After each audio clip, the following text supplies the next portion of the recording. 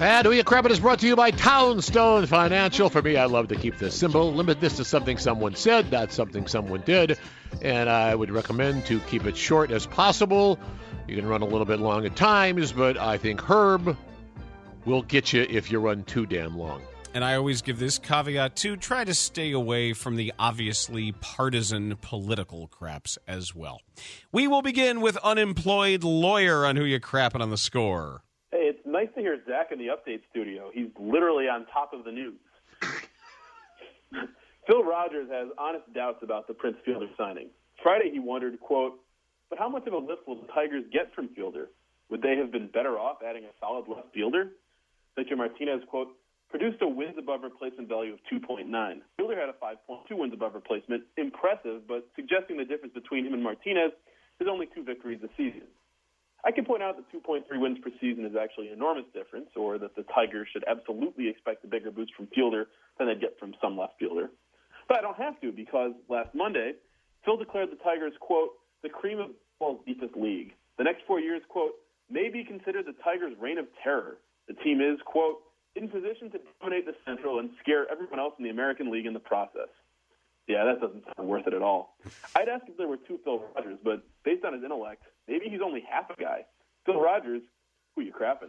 There it is, kids. That's the very essence right there. That's what the segment's all about. And it's a great catch, too, by the way. This from Marlon Brando's Helper Monkey. Mm-hmm. Wednesday, Hub Arkush and his various and sundry NFL acquaintances were being discussed, and the conversation landed on Dick Duran. It's well established Hub has a good relationship with a former Bears head coach, going so far as to refer to him as a friend on several occasions. He defends his coaching ability and speaks highly of him, even after 8 seasons removed from Chicago. It's all well and good, but when it was mentioned that Dick was odd, Hub took exception. No, he's not odd, stated Arkush. Not odd?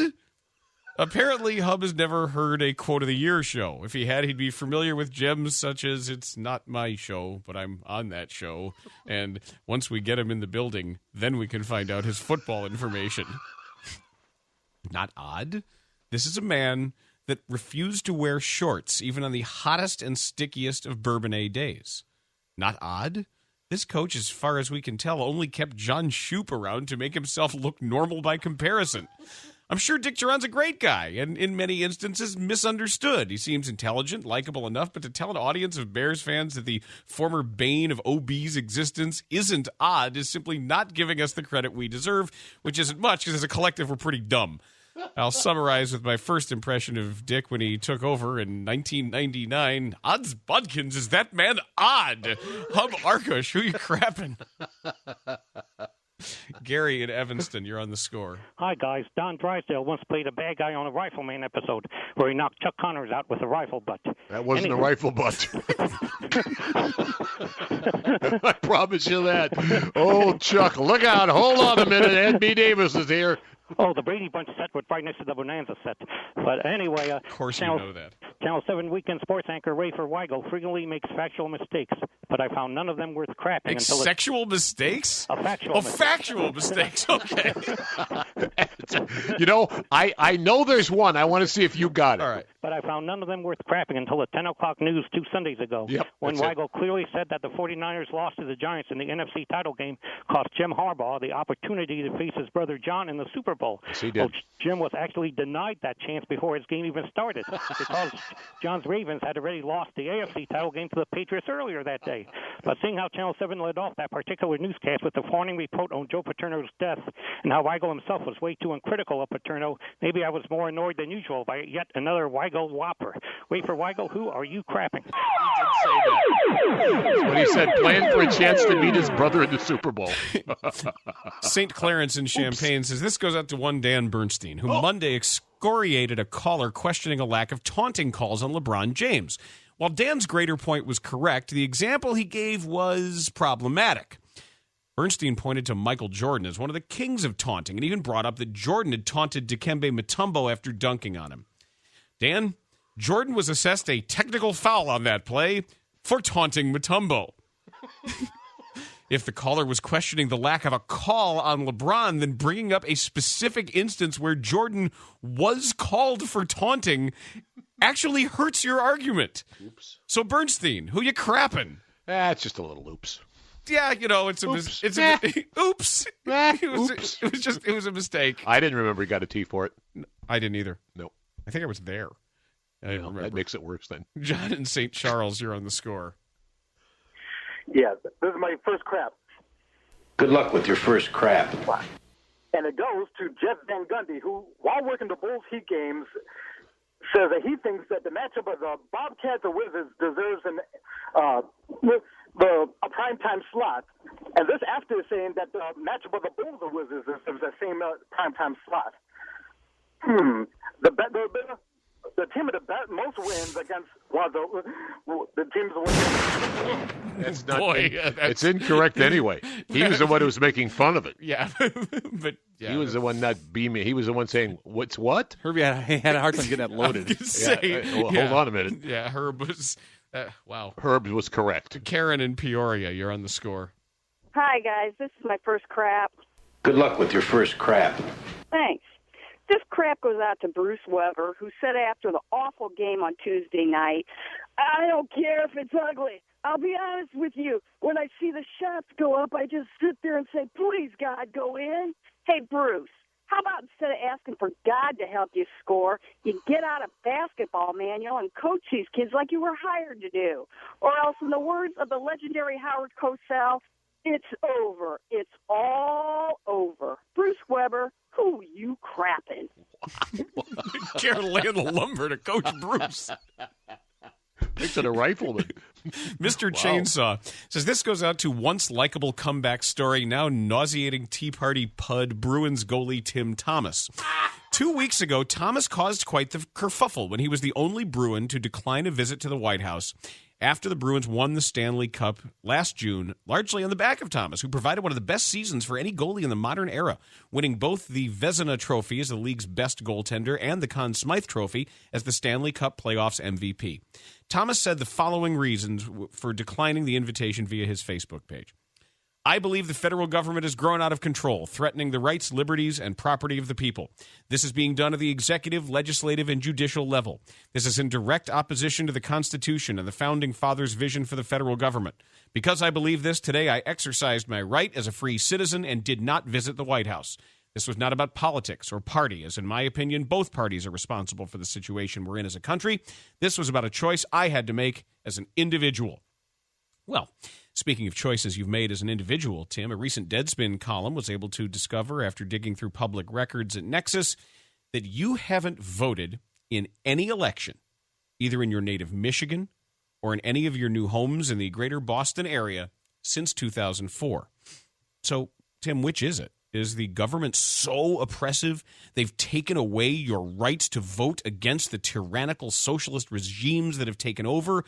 Or are you simply another mouth-breathing panic monger bloviating about your freedoms being taken away without really having a clue as to which freedoms those are, all while you're afforded the freedom to bank millions of dollars playing a game? So next time, Tim, before taking a public political stance or really opening your mouth to say anything at all, take a look in the mirror, take a look at your voting record or lack thereof, and ask yourself who you crapping. Mitch has taken away my freedoms. I don't think he only granted them briefly, I believe. Yeah, it's just for a moment. Trash Can Man is on Who You Crappin' on the score. Gentlemen, my life for you. And with you. This crap goes out to afternoon host Dan Bernstein, who last week, and I'm paraphrasing, said, why would anybody want to watch women's sports? 2 words, Dan. Beach volleyball. 3 more words. Who you crappin'? I got that same note from John about that, saying the same thing. Give beach volleyball a look. I've looked at it, haven't you? Yeah, I've seen it. No thanks. I'm going to go no thanks on that, but I understand why you. You can just go to the beach and not have to watch that. Right. You can see chicks in a bikini without having to watch women's volleyball. Or there you go. Or just look up porn. Or just look up hot babes. You want to see hot babes? You don't have to watch them pretending to be like.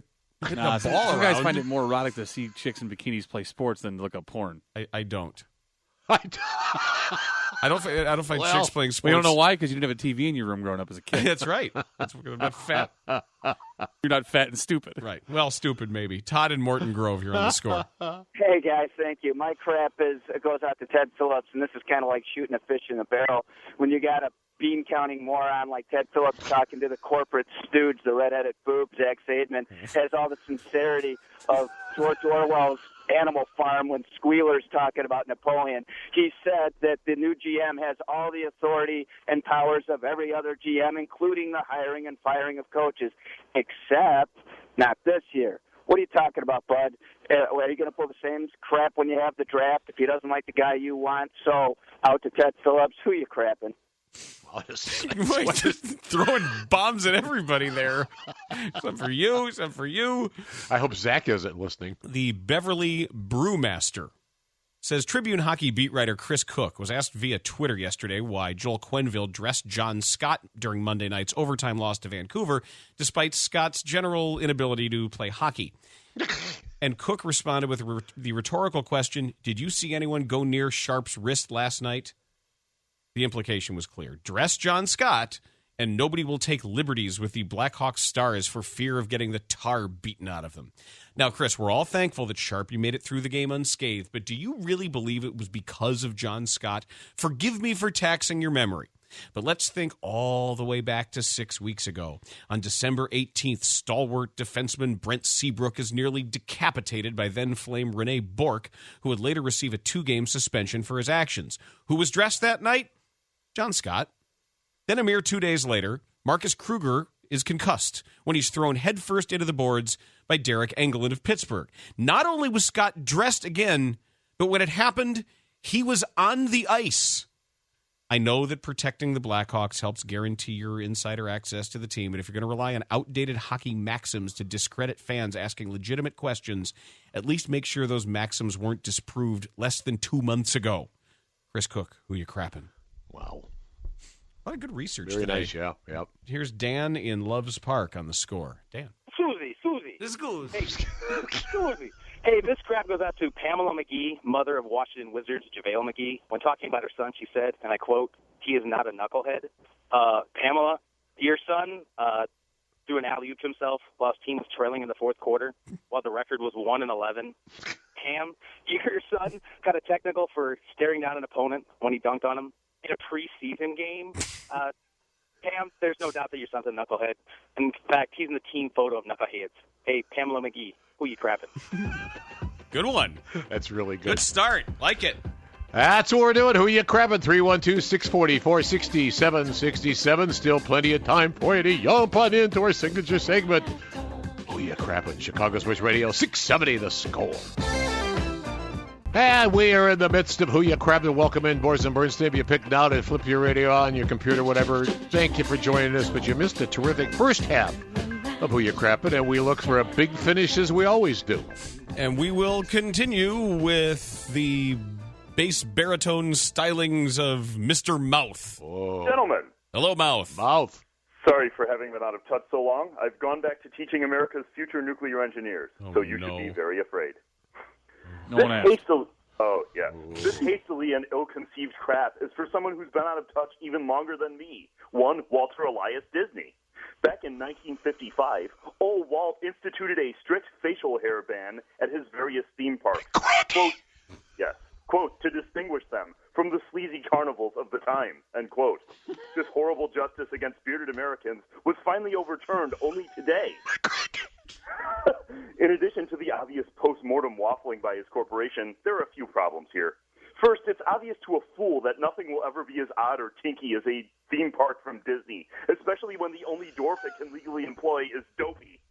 And there's the small matter of Walt's own characteristic molester stash. If that's not hypocrisy in physical form, then I'm the guy who framed Roger Rabbit. So, Walt Disney, if I see you once we cure lung cancer and master frozen corpse reanimation, remind me to stroke my goatee archly as I ask you, who you crapping? Mr. Mouth. That was just pandering. I know. I had to do it for him because he's one of our favorites. I won't do it for everybody. I hate to be, that kind of guy, but for him, I'll do it. Crystal Lake Hoffy says this goes out to Blackhawks beat reporter Chris Cook, who tweeted following Tuesday's game, "People questioning Joel Quenneville's lineups are entitled, but to think they know better than him is ludicrous." Well, Chris, in October of 2009, you wrote an article questioning Joel Quenneville's and Stan Bowman's decision to go with Cristobal Ue as the starting goaltender instead of re-signing Khabibulin. Quote, Hawks coach Joel Quenneville, who's continued to back Ue despite his lapses during the Hawks' 3-1-1 start, was non-committal after Monday's miracle on Madison. If Ue continues to struggle and Niemi starts to play like a rookie with just 5 NHL games under his blocker, it makes you wonder when it will be a concern. Unquote. Chris, not only were you questioning Quenneville's lineup 5 games into the season, but you and the Blackhawks fan base did know better. Quenneville dropped Ue as the starting goaltender, and Niemi won the Stanley Cup. Just remember, next time a fan says that John Scott's a waste of a bench in 4 minutes, Chris Cook, who you crapping? That's 2. I don't think he's ever been to 2. No, that's 2 legit ones, too. Yeah, it is, yeah. Shaft is out today. He's in East Hazel Crest, and he is on the score. Hey, guys. Shaft. First crap in about 4 years, which means I'm constipated. Mm-hmm. Hey, my crap goes out to Mike Breen of ESPN/ABC. During this past Sunday's Bulls Heat game, he actually mentioned that Kyle Korver was one of the greatest three-point shooters of all time. What? Do the likes of Steve Kerr, Reggie Miller, Dale Ellis, or Detlef Schrempf mean anything to you? Come on. Mike Breen, search your history, you penis. And who are you crapping? I think technically he's right. I think so. I think he is, yeah. It's all right. You let Shaft have his way with you. But I think by the numbers, Kyle Korver is one of the best three-point shooters of all time. I think that's right. Yeah, I think that's right, too. I haven't checked, but I think that's right. Borges Weems says, I nominate Chicago's heapin', helpin' of post-retirement warmth, Frank Thomas. Or the Big Hurt, as dubbed by the swaggering lapdog. In a Tuesday Trib column, Frank is quoted as saying he's attempting to make his new Big Hurt beer available inside U.S. Cellular Field. Quote, even if it's just a kiosk by my statue. Fine by me. But you might have had a better chance going against Capone, a worldwide corporation that knows baseball is more about beer than it is about baseball, is not exactly looking for competition, nice though your playing career was. And even should this statue niche be allowed, what's next? Carlton Fisk's Shoe Polish Salon? The Harold Baines Tranquility Base? The Nellie Fox Memorial Chaw Aquarium? Frank, history in Cooperstown will vindicate your against-the-grain stance on steroids. But for now, put the beer down. You're about to meddle with primal forces. Frank Thomas, who you crapping? John in Streamwood, welcome to the score. Hello. Hey, guys, how you doing? We're good. This crap goes out to Jeff Van Gundy's whiny ass. While you were busy raping the collective ears of everyone who turned into the Bulls Heat game, you managed to exert your vast knowledge of the Bulls and their roster. When talking about the Bulls guard Derrick Rose not being able to do it alone, you said, the Bulls are hurt by not having Luol Deng and Keith Bogans. Not only did Keith Bogans play the least average minutes of any starter last year in the NBA, he isn't on the team this year. Jeff, if you keep whining, I'm going to call Alonzo Mourning and tell him to dong whip you and drag you out of the press box and replace you with Ron Santo drops. It can't be any worse than your color commentary. Jeff Van Gundy, who you crapping? Thanks, sir. Zombie Chris Henry says this is for Giselle Bundchen, who recently emailed her friends asking them for positive thoughts regarding her husband, Patriots quarterback Tom Brady. The email stated that Tom needed this positive energy, quote, so he can feel confident, healthy, and strong. Oh, man. Tom Brady made more than $30 million in 2011 alone. He already has 3 Super Bowl rings. He is married to a Brazilian supermodel. That would be you.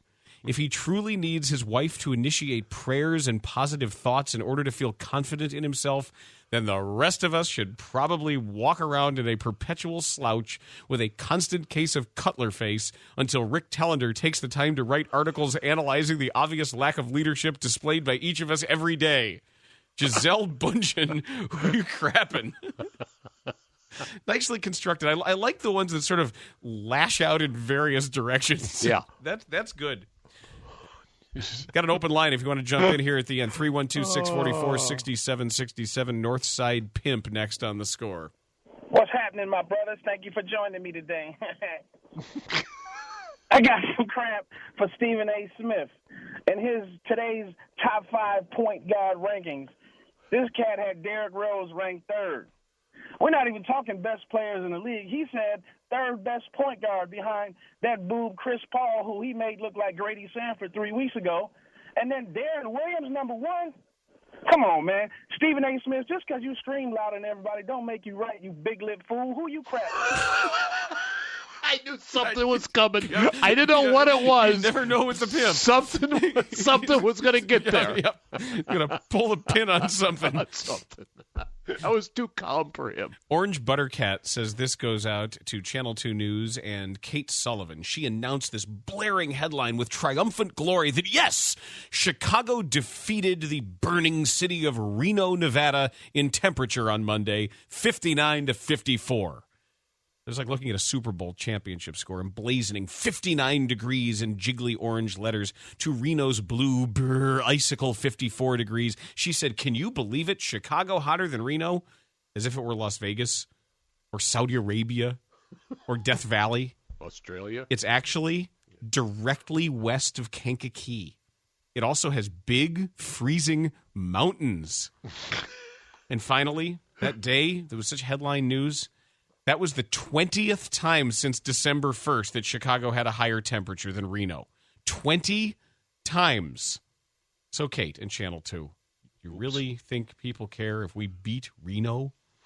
Who you crapping? Reno actually is part of another trivia question because I believe Reno is actually further west than Los Angeles. Right? Because California sort of curves under and Reno's there in the corner. That's sort of a bar bet that you can usually win. I think that probably sounds right. And one of the most beautiful lakes you'll ever see. Right there. Michael in Lakeview, you're next on the score. Hi, guys. This crap goes out to quarterback from former quarterback from Penn State and now hamburger flipper Daryl Clark, who said, when asked about the Joe Pa Love Fest, said, Penn State brought me in and treated me like I was one of their children. Now, all I can say is, Daryl with 2 L's, Clark, be careful what you wish for and who you crappin'. Nice catch. Jason says this goes out to the Scorer's own Jerry DiNardo on Mully and Hanley. Hanley asked Jerry about the non-committals to Penn State on National Signing Day. And Jerry said for Penn State, they need to be in the top 10 for recruiting every year, and that didn't happen yesterday. And in regards to the lack of recruits, Jerry said it's sad since the whole situation had nothing to do with athletics. Nothing to do with athletics? Jerry, when the raping of little boys occurs on campus, within athletic facilities, and deals with current coaches, past coaches, and Joe Paterno, I believe it has something to do with athletics. I commend any kid who committed to Penn State and then changed their commitment after seeing the way that school, its administrators, its fans, and the entire state of Pennsylvania has acted during the entire investigation. But before defending the Big Ten in any fashion possible, ask yourself, who am I crapping? All right, the manometer needs checking. Oh my God! And oh yes, that's right. I had something for you, and it's ready to burst. And it is it was the Isle of Man. The Isle of Man. Yes, I love the Isle of Man. Bob and Glen Ellen will bear the pressure to close out another solid edition of Who You Crappin'. Hi, Bob. Hey. Last 2 weeks ago, at the AFC Championship game, John Harbaugh said on the result of the Billy Cundiff missed field goal that it shouldn't take away from what this team has accomplished in this game or this season. Well, you lost the game and you didn't win the Super Bowl. So, John Harbaugh, who are you crapping? You make us wonder with the things you say. Hey, buddy. Maybe you were having an off day. Hey, buddy. You must have thought that we were napping. Hey, buddy, who you crapping? Nicely done, kids.